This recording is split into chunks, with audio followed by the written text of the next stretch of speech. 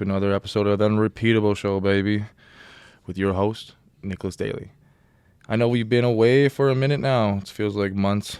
It's actually been 2 months where I've actually dropped a podcast right now. And that's been because of football. Been back in the grind, man. Been back in the grind. It's hard to make podcasts during football season, but going to try to catch you guys up here on my life a little bit here and what it's been like these last 3 months and what the podcast is going to be like for the future here. Hope you guys are having an amazing summer wherever you guys are, either in Regina, Saskatchewan, where I am, home of the Rough Riders. We're doing pretty good here, 3-2. Let's go back a little bit, I guess. Last time we guys were talking, we had Vincent on the channel, and that was right before camp, right before Rider Camp. Went out to Rider Camp in... What's the music playing? Went back to Rider Camp in May. That even feels like a long time ago. It's been 2 months probably. May, we're in freaking July here, almost August. But May camp, man. May camp, we were fucking just grinding just to make a roster. We had like 90 guys come up there. Went up to Saskatoon. We had to stay in the dorms, which is always a nice thing, staying in the dorms, man. You get to meet the dudes, meet the new guys coming in, and just bond together during a time where it's kind of new. Everybody's going back to college, basically. We're all going to the dorms. We're staying together. We're there for a month. Everybody's away from family, regardless of who you are, really. Maybe the odd guy who had a family in Saskatoon, maybe Hughesy. But the rest, man, everybody's away from home. Everybody's freaking just trying to make a team and trying to bond together, man. Like, that's where friendships are made. And that's where long-lasting friendships are made, my man. Like, that you meet people there that will be your friends forever. And which is the shitty part is, because at the end of camp, man, you gotta there's cut days, right? Every day, every week, there's a few guys that get cut and sent home, and sometimes that's your buddy. It's one of the worst situations you gotta go through. But man, in my fucking situation, I made it to the last cuts. But even then, man, like it was the last day, and they said if you don't hear your name till like 10 o'clock, bro, you're good. So like 10 o'clock came around. I was just been sitting in the room. Some people were boozing before, right? Regardless if they were freaking to make the team or not, just as a celebratory thing, or as like, shit, I'm getting cut. Maybe it might be my last time playing football. But man, I sat in my fucking dorm there, bro, till like 10 o'clock at night. And it was fucking just stressing, man. Like, I had a good camp. Like, I did my thing, did my responsibilities, didn't fuck up, had 2 good preseason games. But it doesn't matter, man. Like, when you're fucking in a professional football league, bro, it doesn't matter if you did your best, it's just, or not. Sometimes the coach doesn't fuck with you, or sometimes you just don't make the system work, or sometimes they don't want you, right? So there's freaking 90 dudes, I think 90, 80 dudes that come down. We got to come down to 55, like 10 on the practice roster, and we only dress 45. So even if I think I did good, you know what I mean? I was just sitting there till like 10 o'clock at night thinking, man, fuck. Am I going to get the text? Am I going to get the phone call, right? So I literally just sat there, waited all day, just tried not to think about it. But right when 10 o'clock came and I didn't get any text message, I was like, man, fucking made it, baby. Another year with the Riders, bro, which is really cool. You know what I mean? And it sucks how you got to, that's the process. You know what I mean? It's not like they text you and be like, hey, Nick, you made the team. You're good, bro. Don't stress anymore. It's like, no, they're trying to finalize the team, and you're to all the way till 10 o'clock on that last day. You know what I mean? Like, guys are getting cut at 9 p.m. You know what I mean? So it's like, fuck. Right around 10 o'clock, no word. We were like, yeah, we made the team, bro. Me and my boys in my dorm there, we all made it, which is awesome. Because last year, I remember we lost a dude at some point, which is fucking shitty. Because they just like, they send an equipment manager and just knock on the door, right? And they're like, come bring your playbook and everything to see the general manager. And just like, they don't tell you right there, but just right there. And then you know you're like, you're about to get cut. Because it happened to me in Winnipeg my first year. In fucking Winnipeg, man, I was there till the end of the year. And then out of nowhere, in like the first practice back from a bye week, so the equipment manager came up to me and they're like, hey, this coach wants to see you here. I was like, okay. And in my mind, I knew something wasn't right. You know what I mean? Like, when they do that, you just know something was right. So I feel like everybody kind of goes through that in life. In like football, at some point in their journey, they're going to get cut, unless you're just the fucking dude and they just keep you and keep you and keep you. You know what I mean? But got through camp and made it to the fucking regular season game. And one thing I want to say about camp and the team is we got a close team, man. Like, the Riders got a close team, and especially on the defensive line, we got a fucking really good defensive line with Anthony and Pete and Cox and fucking the boys, man. Miles, DeMarcus, Sharpell. They're eating, man. They're fucking dogs. And what's a cool part about it is that all those guys were there last year, except for Cox, I think. But like, man, Cox fits in like crazy good. Fuck. So like it just feels like the best team atmosphere I've been around. Like being a part of this group of guys, man, it's like, it's crazy. It's like, it's a family atmosphere, like on the field, off the field, like to the dorms, to hanging out together. It's a really cool vibe. And that's one thing I want to say about the team is that like, it's really close knit team, which is sick. But 2 games in, I think we're like week 7 right now. Fuck. Crazy. Week 7, we're doing an Unrepeatable podcast too. I know you guys have thought I would have had a lot more people on here, but it's hard when you're practicing and doing all that shit. But there's also another reason. We were called, what's it called? First 2 weeks of the season, week 1, we played Edmonton. It was a really close game. We got that goal line stand. It was fucking amazing, right? We fucking won the game because of the defense right there. Next game, we played Winnipeg, right? And we were having a good game until halfway point. And on the halfway point on an outlaw as a punt return, I was running back towards my dude, and I just got laid out by one of my guys, and I got a conk. And that's been one of the main reasons why we haven't been on the podcast too here, because right that second, I was going to do it at some point in the regular season, like the first, second, third week when I had time on my hands to like do something. But man, as soon as week 2 came, I got fucking concussed by one of my boys on defense. I mean, defensive boy, fucking, this was on special teams, it was on outlaws. I was just returning. I was trying to get my guy, trying to fly by him. And my boy was blocking another dude the opposite way, and we just ran into each other. He just domed me right in the freaking temple. And I've never been concussed. So at that point, I just kind of like, it just phased me for like a second. Like I was on the ground and I got up and I looked at Rod. I was like, oh, okay, let's go. I'm good. I'm fine, you know. And then I go to the sidelines, bro. I go to the sidelines and I sit down, right, to catch my breath, because you always got to catch your breath after special teams. And man, I was just sitting there, right? And literally just sitting there and like just kind of chilling.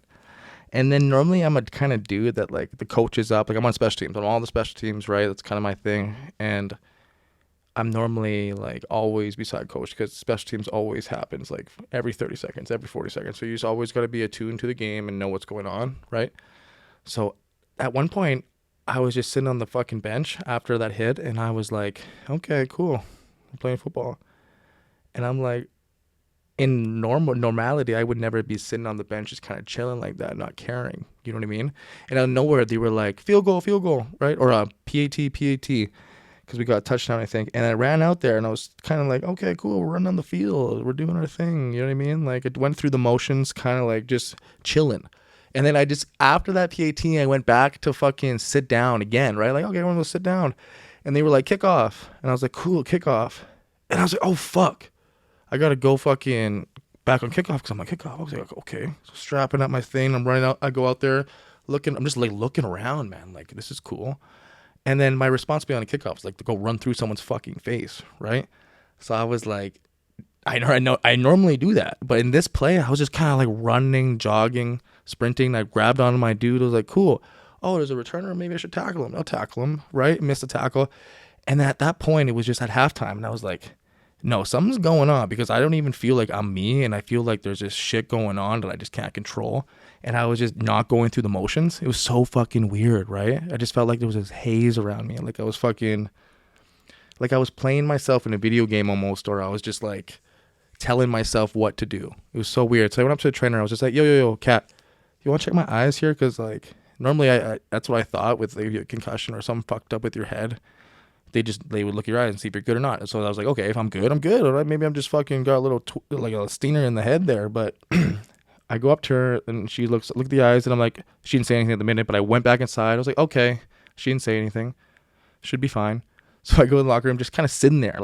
Normally I get my shit ready. We're retaping our shit, all that stuff at halftime to get ready for the second half. I'm just sitting there chilling. And then they come in, hey, doc wants to see you. I was like, why does the doc want to see me? And then I was like, okay, I go in there. And then we go through the concussion test protocol. And I'm like, yo, I killed that shit. I'm fucking fine, right? Put me fucking back out there and they need me. And the doctor was like, nah, no, Nicholas, you're concussed. And then as soon as he said that, I started like randomly fucking crying. Right? Like, bro, I haven't cried in a long time, right? Like maybe since my grandpa passed away or something, but I just started crying. I was like, no, you can't do it. You can't do that shit. And then out of nowhere, it just kind of says like, what is going on, right? Like, why am I not playing, right? And it was just the weirdest thing. And I couldn't stop crying for like half an hour. I was just sitting in my locker crying here and there. And in my mind, I couldn't tell what the fuck I was crying about. That was the weirdest part. I was like, I don't know why I'm fucking crying, but I was crying. And then I was just like, some dudes were in there, like Shave was like, yeah, that's sometimes concussions make you cry and shit or make you emotional. And I was like, bro, what the fuck is this shit, right? Because I haven't really had a concussion like in my life. I feel like, I mean, maybe like a little sting there and there that kind of walked off, but this was something else. So and then after that, I kind of just sat in my locker for the whole second half. Just, it didn't feel like it was a long time. It felt like it was 5-10 minutes, bro. And then all the guys came in after and they're like, Nick, why are you still fucking sitting there? And I was like, fuck, I don't know.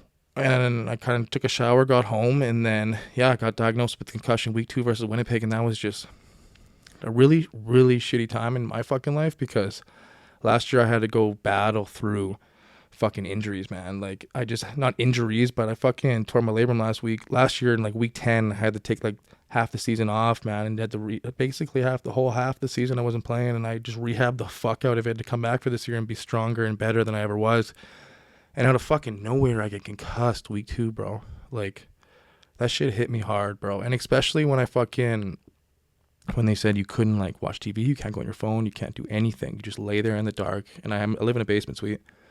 And it was just, like, 1 week and 2 weeks of fucking just not doing anything. Like, I was just laying there, just not even just thinking in my mind, just processing what my future would be like, or processing what's happening. Like, maybe overthinking so much shit, bro. But it was just, like, couldn't look at my phone, couldn't even edit my podcast shit, couldn't do anything I really enjoyed and liked, couldn't work out, couldn't even move around. It sucked. So because I had like this pressure headache and this sharp fucking headache that was just rank all across my fucking head. But after the first 2 weeks after I got away with the lights, because I'll shout out to one of our therapists, Brooke. He got me onto eye training. And eye training is where, like, we started off by putting tape on the wall, and I would just like sit there and have my eyes just locate the tape up and down, there and there. And then we'd pull like a picture of a gorilla and a fucking lion. And I'd go up and down from like visuals with my eyes. And honestly, doing that for the first 3 days really helped my eyes towards the lights. Because when I looked at lights the first 2 weeks, I just had this massive fucking headache. Like, just massive headache. I was wearing sunglasses. It was just like, I was just in my mind, I was like, what the fuck is this bullshit? Like, you know what I mean? And then the worst part, bro, I didn't even bring this up, is like I couldn't sleep for the first 2 weeks. So I was just like, I would go to bed at like 8, 9, and then I'd wake up at 11, wake up at fucking 1, wake up at 3, wake up at 4. It was like every 2 hours I would wake up. And that shit, and I wouldn't just wake up like groggy, I'd wake up like loaded, ready to go. And I'm like, what the fuck is this? So during the day, I would just die out at like 5, 6, then go to bed at like 7, and then wake up at 9, 11, 2, 3. It was like probably the worst 2 weeks, but somehow your body adapts. You just kind of get used to it, right? So I'm like, okay, I'm getting my 2 hours, so I'm feeling kind of okay. So week 3 comes around and we get the activity going, and then they put me on the bike, and first fucking 8 minutes on the bike, I got a massive pressure headache. I'm like, I was about to fucking lose my mind, but because I was just like, okay, I got away from the lights, I'm good to go, right? Like, put me on the fucking bike. And then this massive pressure headache comes back. So like, okay, we'll take it slower. The next 2 days we're just biking. And then after the bike felt fine, we went to the running, like kind of jogging. But as soon as we went jogging, I was just like, felt like my brain was just bouncing up and down in my fucking skull. So I was just like, what the fuck? It's like, you do good progress on the bike. You're like, yes, let's go fucking jog. And then you go jog and it's like, boom, nope, you fucking suck. You can't do that right now. And I'm like, wow. And then you just got to go home and sit there and like wait till tomorrow to try again. It's not like you can go home and rehab your fucking injury because it's your brain. So that was one of the worst situations. But at the point where we got to a point where I got to the damn elliptical to try to bounce my head around a little bit, to jogging, to sprinting, to running, to doing all this shit. And just this last week and a half, I've been fucking feeling amazing. You know what I mean? So it took me around like 3-4 weeks to shake that whole concussion, which is crazy, man. And anybody who's gone through a concussion, they probably know that it sucks. Like, it feels like you're trapped in your mind in a lonely place. You know what I mean? Because you can't do anything. You can't go run around. You can't do what you wanted to do. You're just kind of sitting there waiting to get better. And I know people rush back, and that's fucking, if I could have rushed back week 2, week 3, I probably would have, you know what I mean? Because I just love the sport. But they're being smart and being like, hey, Nick, nah, you got to take a couple weeks. But like, fuck, every week I'm in there like, yo, I want to go. But they're just giving me another week or 2 here on the fucking 6th game to make sure my brain's okay. And then hopefully we're back at it. But that's one of the main reasons why we took some time off, man, because just the concussion. Like, I didn't even think about the podcast, like anything. It was just trying to get better, trying to make sure I was okay as a person, because it was like one of the hardest months in my life right there. But we battled through it. I had a really good support system with doctors. Fucking shout out Jordan, huge amazing doctor I'm talking to right now, really good guy, man. Fucking shout out our fucking assistant staffs on the riders, our athletic assistant staff on the riders, I would say. Kat to Brooke to Quinn to Greg, man. They've been helping out. They're a great system, man. We even got to a point where we fucking got like the VR goggles, and I'm looking into the VR goggles and just following this point, right? And it would tell you how good you are, how you're doing, or if you're not sleeping well. It tells you everything. So I think that was really cool, and the process of getting back taught me that to love the game. You know what I mean? Like shit, this can leave you out of nowhere. Even though if you trained your ass off all off season, you're doing your thing, boom, it could just flash. So in that process, I would just tell myself, like, you know what I mean? I am fucking grateful to be a professional football player. Regardless if I'm not playing right now, I'm just grateful to be in this situation. I'm grateful to be where I am in my life. And that's when I got to that point in my recovery, it started to go really fast. Because the first week or two, I was like, fuck, I can't believe this is happening. I'm down on myself. I'm just saying all this bad shit. Like, someone's going to take my spot. Fucking, I'm almost if I don't come back. You know what I mean? So, but as soon as you realize you get out of those dark thoughts, man, and just put good thoughts in your brain and be like, yeah, man, I'm grateful for any opportunity I'm given. I'm grateful to be a professional football player, even though I'm concussed right now and I can't help the team. I'm just grateful to be around everybody. I'm grateful to be around coaches. I'm grateful to be around these players. And it just kind of, I swear, as soon as I was doing that in the eye training and just taking my time and not pushing it, it really helped out. I'm at a point where I'm fucking feeling like a killer right now. So, like, in a good way, obviously, on the football field. But, like, I swear I got injured around 222, and now I'm, like, 235, faster, stronger. You know what I mean? The little break with the fucking head, put some weight on, man. But it's going to be some good weight. Just got to get back into like really running shape. So I just been grinding on the bike, grinding on the fucking running, grinding on the field. You know what I mean? Just getting back in football shape, because it's been 3-4 weeks of my concussion. So nobody knows the special team grind of fucking, only the guys on special teams do the grind of punt and outlaws, which is punt return, what we call, when you have to go out there and run 40, 50 yards against some freaking athletic freak and then run off the field for 30 seconds and then go back on fucking punt return and then guard the same dude that you were just going against. It's crazy. The teamers got some crazy lives, man. I'll tell you that. So shout out to any teamer out there, either in high school, college, or pro, baby. Yeah, so let's get off this concussion topic. So fuck, I know it's just too much. It's too depressing sometimes, but anybody who had a concussion, you can feel exactly what I said. So yeah, that's the time off, got the grind back, baby. And yeah, one big thing too that I got back into with, I didn't get back into it. I've been doing it this whole year. But as soon as I got hurt, the first week I kind of got off of it, was my my manifesting. You know what I mean? Like manifesting your goals. You know what I mean? Like you could sit here and maybe talk to yourself a little bit and manifest. Like there's different ways of manifesting, but the way I do it is in a writing goal format, right? So I go down, I sit down, open my journal, and I have 10 I's, right? So 10 I's. I am, I will, I am, I drive, right? I drive myself to be great. I will be the best. I am financially free.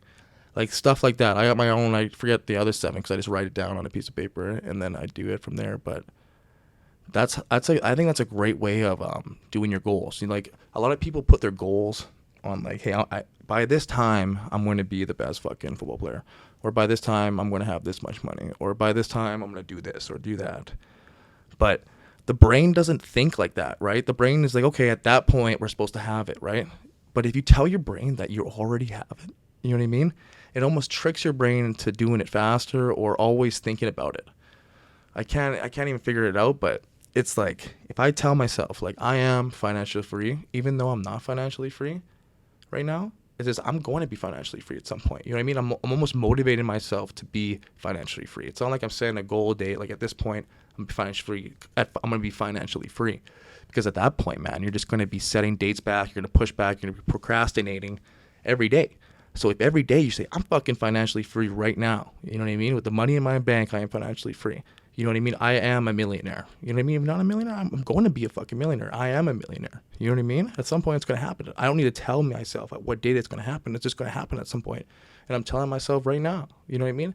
Speaking shit into existence is massive. You know what I mean? It might sound stupid as fuck, but like if you do it, bro, trust me. It makes you feel a different kind of way. Trust me.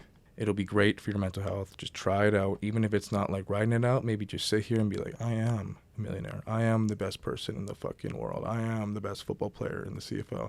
I am financially free. I will be the best fucking parent. I will be all this. You know what I mean? Like, just things that you want to accomplish in your life. Like, just say you already got it, because your brain doesn't work in like ways that like, hey, I'm gonna get it in that point in my life. If you just say you got it now and you're working at it now, your brain tricks you into making it happen. Trust me. One thing I wanted to get into was my bunny. So it's been a minute too. So it's probably been May. So May, April. I guess we haven't done a solo podcast talked about myself lately, because we always have fucking guests on the show talking about them. But in May, right before camp, or April actually, it was April. Whenever Easter was, Easter Sunday. This Easter Sunday this year, either April, I think it was April, we got a bunny, and like an actual bunny rabbit. You know what I mean? And that's the reason behind this, is because me and my girlfriend, we were just looking for something that was not like a dog. We wanted a dog, like a smaller dog, but we didn't want to be able to take that much care of it and always have somebody here and always fucking checking in on the dog and always doing something with it. So we started off, like, I think last year we bought a hedgehog, right? So that was our first purchase. We bought a hedgehog. And we realized the hedgehog sleeps like 18 hours a day, and you could only really hang out with it or pick it up for like an hour or two, and it doesn't really run around, just kind of sleeps on you. So it's like a lizard almost. So it's not like the most social pet out there, right? So a year later, we're going to get into pet. A year later, around April, we're going in to get food for the hedgehog. And my girlfriend Sarah sees the freaking bunny, and she's like, oh my goodness, look at this bunny. And I'm like, fuck, we already had a hedgehog, you know what I mean? But it's only and I was like, but it is only $20 because it was a surrender. So they surrendered it, like some families surrendered it at 5 months because it was chewing way too many cords, they said. And I was like, chewing cord sucks, but that sucks. But like $20 for a bunny. And then Sierra was like, please, like, it'd be awesome. Like, it's so soft. Like, it's just like a cat, but we could also keep it away if we have to go somewhere, because it's not gonna be like as bad as a dog. You know what I mean? So we freaking I tell her, let's think about it. Let's go home. Let's see where we can put the thing, where we're going to do it with it, right? And around like 2, 3, maybe 6 hours later, we decided we're going to do it, and we got the bunny. So Sierra cleaned up the back room under the stairs and made this huge like bunny rabbit area for the thing. And then it's just like, it's got its own pad, man. And the cool part about it, it just kind of roams around with you. You know what I mean? Like, I don't got him out right now because he'll chew all these podcast cords, but he's just like a cat, I feel like. You know what I mean? He wants to be cuddled, he wants to be affectionate, and he wants to do all that stuff. He'll jump right on top of you and just be petting him for like an hour. So that's the cool part. And he doesn't really he's not loud, he doesn't bark, he doesn't do any of that stuff. And if we need to leave for a couple hours, we just put him in the back, have his water, his food, we'll be back. You know what I mean? I feel like if you did that with a little dog or something, they'd just freak the fuck out. You know what I mean? Like, let me out of here and all this shit. But yeah, man, the bunny's been good. The bunny's been fucking great. And if anybody has a bunny out there, shout out those bunny parents, because they've probably wrecked 1,000 of your cords by now. And they have wrecked 1,000 cords for me probably, but we've been smart and taped them up now, and that's the only thing, really, just the cords, man. He just loves chewing shit. He's a bunny, you know what I mean? Like, he needs to be out in the grass and doing his shit. But yeah, we've been enjoying that. I wrote down here, fucking summer's going by way too fast. But I think that's just because of me, because I've been just grinding football. Like, for me, my full-time job is football, right? So in our full-time job starts in May and goes all the way till October, November. So really, like, we're just busting ass, and I think we get one day off after the game, and you really don't really get to think it's summertime right now, but it really is. Like, I'm just noticing Craven happened. What else happened? Stampede. Saw all this shit going on. See my boys going out to the lake, all this stuff, and I'm just like, don't even really think about it, because I'm so focused on football and so focused on doing what I gotta do, right? Because this is the funnest job in the world, man. You get to play a fucking sport, regardless if we're just smashing kids every day. It's like we're sore every day, but you're playing a sport and it's fun as fuck, man. So I'm just trying to make sure I'm just spot on all my duties and just ready to go when fucking the time's called, right? So maybe that's why summer's going by so fast to me. I'm so focused on football. Oh, it's a good, this is 1-2 thing I was talking about. Taking photos and videos more. So one thing I've been focused on is taking photos and videos. I try to be like a photo of the day or like a video of the day, but I'm not going to post it on Instagram and say all that stuff. I'm going to be putting it in like files and just kind of like have them for the whole year. So like when I can go back on them, be like, what was my photo of the day? What was this video of the day? I want to have more memories, man. one thing I'm noticing is I don't have enough memories. You know what I mean? So bought a hard drive, trying to take photos and videos wherever I go, bro, and just take videos and freaking pictures, man, of your loved ones, of your friends, of your freaking animals, all this shit, because life's going by fast, man. Like, I'm 25, playing pro, and then swear to God, 5 years ago, if you asked where I was going to be in this position, I wouldn't even believe it. You know what I mean? So, should have been taking way more photos back then, all the way up to here, and videos all the way up here. Because I look back on some videos and photos, I'm like, shit, should have took more, bro, because that's really cool to look at, you know? Been working a lot on Team B, True North Ballers. If you guys see True North Ballers on Instagram, that's me, and the only creator on Team B, man. So, fucking give it a like, give it a share. Go fucking follow on Instagram, man. We're on Threads, we're on Twitter, bro. We're just trying to like showcase Canadian athletes out there, man. And we're getting coaches, and we're trying to grow this big ass thing where we're gonna have like coaches in different sports, like professionally coaching groups of kids. You know what I mean? I feel like in Canada we don't have like in the off season, let's get a group of like 10 wide receivers and grind all off season, you know, for high school kids or something like that. You know what I mean? Or 10 D linemen. Let's just work on pass rushing all off season so you're solid. Like when I was in high school and fucking elementary, man, there was none of that. I would have to search up shit and go do it on my own. So that's what we're trying to do with TMB. I know I won't go too deep into it because you guys see it so much on my shit. And the quote of the day. What will be the quote of the day? That's one thing too I'm going to talk about. On the Unrepeatable show, I want to post a quote of the day. So I did this project too with my father. He went out and took a bunch of pictures of signs around Saskatchewan area, Regina area, and I basically photoshopped all of them with quotes. So I would take out the sign that was originally in there, and I would make my own quote to make it look like it. You know what I mean? So I've been getting really big into the quote of the days and shit, so can't even find where all my quotes of the days are. But I'll just come up with one on the spot. Quote of the day, be yourself. There's nobody better than yourself. Regardless of what you think or what you see online, man, be yourself, bro. You are the fucking man. You are the fucking woman. You are whoever you want to be, bro. But be yourself. Yeah, man, that's the best quote of the day I can give you guys. How long have we been on doing this right now for? I don't even know. But it's a short one. I just wanted to shoot a quick podcast and let you guys know what's been going on in my life and basically what I plan for the future here. Like I said, we're going to be posting a lot more motivational videos. I mean, motivational pictures, actually, not videos. But if you guys want videos, let me know.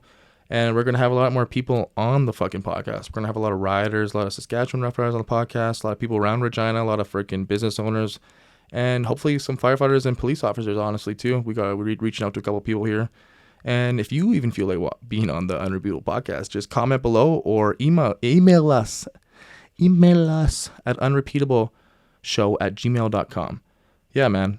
Love you all. If you guys freaking love the show, just download it. Leave some love, like, subscribe. Do y'all things, bro. We're on Spotify, YouTube, and Apple Music. Okay? Peace out, y'all.